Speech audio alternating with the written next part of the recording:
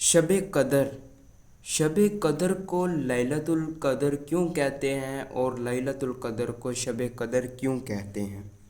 شب قدر اور لیلۃ القدر میں ایک ہی فرق ہے۔ یہ لیلۃ القدر، یہ شب قدر، یہ انتہائی بابرکت رات ہے۔ اس کو لیلۃ القدر اس لیے کہتے ہیں، اس میں سال بھر کے احکام نافذ کیے جاتے ہیں اور فرشتوں کو سال بھر کے کاموں اور خدمات پر مامور کیا جاتا ہے، اس لیے لیلۃ القدر یا شب قدر کہتے ہیں۔ اور بارگاہ الہی میں ان کی قدر کی جاتی ہے اور سب کے اعمال مقبول پیش کیے جاتے ہیں، اس لیے لیلۃ القدر کہتے ہیں۔ جس نے لیلۃ القدر میں ایمان اور اخلاص کے ساتھ رات میں قیام کیا یعنی نماز پڑھی تو اس کے گزشتہ یعنی صغیرہ چھوٹے گناہ معاف کر دیے جائیں گے۔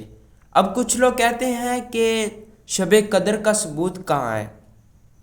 تو دیکھو، شب معراج کا ثبوت قرآن مجید کے 15ویں سپارے سبحان الذی ہے۔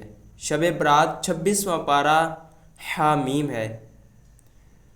رمضان کا شہر رمضان الذی ہے اور چاند رات کا بھی ہے۔ اب شب قدر کا ہے 30واں پارہ۔ تو سن لو، اپنے ایمان کو اور بڑھاؤ اور اپنے رب پر بھروسہ کرو۔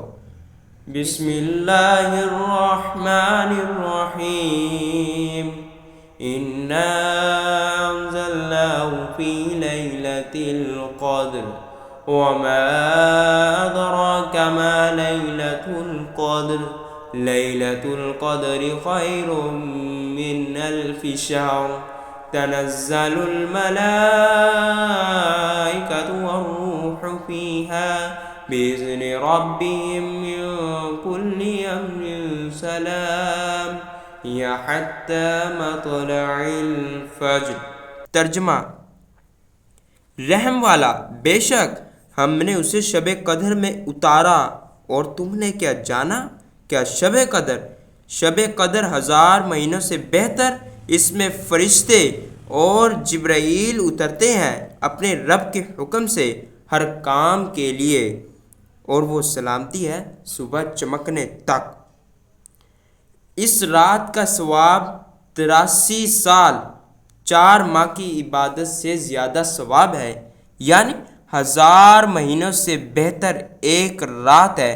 بنی اسرائیل کا ایک شخص ساری رات عبادت کرتا اور سارا دن جہاد میں مصروف تھا، اور اس طرح اس نے مہینے گزارے تو اللہ عز و جل نے یہ آیت مبارکہ نازل کی، لیلۃ القدر خیر من الف شہر۔ شب قدر 1000 مہینوں سے بہتر، یعنی شب قدر کا قیام اس عابد یعنی عبادت گزار کی 1 مہینے کی عبادت سے زیادہ ہے۔ شب قدر کا اتنا ثواب ہے کہ اللہ تعالیٰ خود اپنے قرآن مجید میں ارشاد فرما رہا ہے، اگر جو شخص اس رات کو اپنی بخشش کروا لیتا ہے تو اس کے پچھلے بڑے چھوٹے یعنی صغیرہ اور کبیرہ گناہ معاف ہو جاتے ہیں۔ حضرت سیدنا انس بن مالک رضی اللہ تعالیٰ عنہ فرماتے ہیں، ایک بار جب ماہ رمضان تشریف لایا تو صلی اللہ تعالیٰ علیہ وسلم نے فرمایا، تمہارے پاس یہ مہینہ ہے جس میں ایک ایسی رات ہے جو 1000 مہینے سے بہتر ہے۔ جو شخص اس رات سے محروم ہو گیا گویا تمام کی تمام بھلائی سے محروم ہو گیا، اور اس کی بھلائی محروم نہیں رہتا مگر وہ شخص جو حقیقی محروم رہتا ہے۔ اس رات کی بڑی شان و برکت والی فضیلت ہے۔ اس رات کو قرآن پاک بھی نازل فرمایا گیا، اس رات کو قرآن پاک مکمل بھی فرمایا گیا، اس رات کو پاکستان بھی بنا۔ اس رات کو نبی پاک صلی اللہ تعالیٰ علیہ وسلم حضرت جبرائیل علیہ السلام کو اپنا قرآن پاک پڑھ کر مکمل سنا دیا کرتے تھے، اور آج کل بھی اسی طرح امام صاحب تراویحوں میں 27ویں شب کو قرآن پاک مکمل کرتے ہیں، تو اس لیے اس رات کی بڑی ہی فضیلت دی گئی ہے۔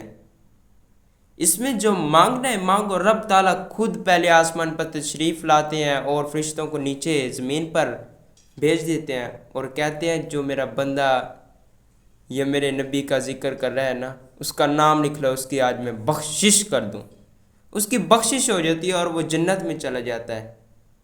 جب رمضان میں کوئی انسان فوت ہو جاتا ہے، روزے کی حالت میں فوت ہو جاتا ہے یا روزے کی حالت میں نہیں ہوتا، اللہ تعالیٰ اس کو جنت سے سحری افطاری بھیجتا ہے اور کرواتا ہے اور اس کی بخشش فرما دیتا ہے۔ اسے قبر میں حساب کتاب نہیں لیا جاتا، کوئی سوال نہیں پوچھا جاتا، بس نبی پاک صلی اللہ تعالیٰ علیہ وسلم آتے ہیں اور اپنی زیارت کرواتے ہیں اور وہ شخص زیارت دیکھ کر خوش ہو جاتا ہے اور اس کی بخشش کا ذریعہ بن جاتا ہے، اور اسی طرح اس کی بخشش ہو جاتی ہے اور اسے قیامت کے دن بھی اس سے اعمال و ثواب کا نہیں پوچھا جائے گا اور وہ اپنے اعمال سے بچ جائے گا۔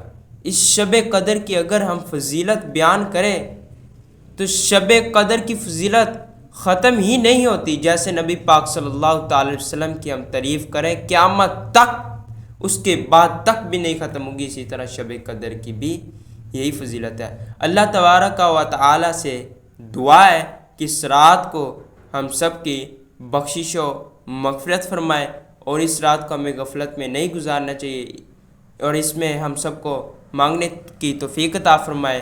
آمین ثم آمین یا رب العالمین۔